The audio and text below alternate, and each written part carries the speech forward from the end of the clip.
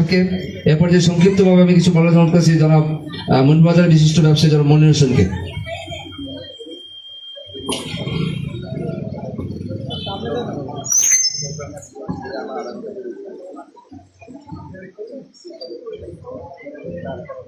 বিসমিল্লাহির রহমানির রহিম।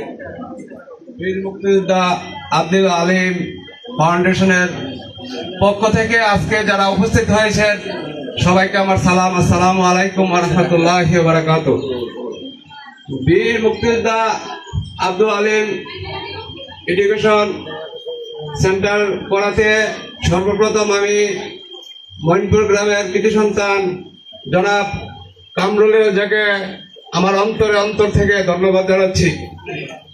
পাশাপাশি এই এডুকেশন সেন্টারটা আমি মনে করি এই গ্রামের সকলের, শুধু কামরুল রেজা করছি বিদায় যে কামরুলের তা নয়, আমরা এক একজন কামরুল রেজা হয়ে এই এডুকেশন সেন্টারটাকে কিভাবে সামনের দিকে এগিয়ে নিয়ে যেতে পারি এবং আমাদের ছেলে মেয়েদেরকে কিভাবে আমরা সুশিক্ষা দিতে পারি এদিকে আমাদের সকলে নজর রাখা উচিত।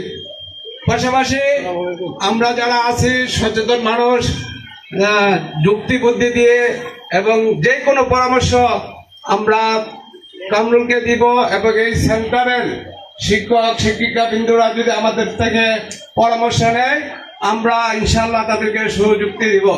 এই বলে আমি আমার বক্তব্য শেষ করছি। আসসালামু আলাইকুম ওয়া রাহমাতুল্লাহি ওয়া বারাকাতুহু।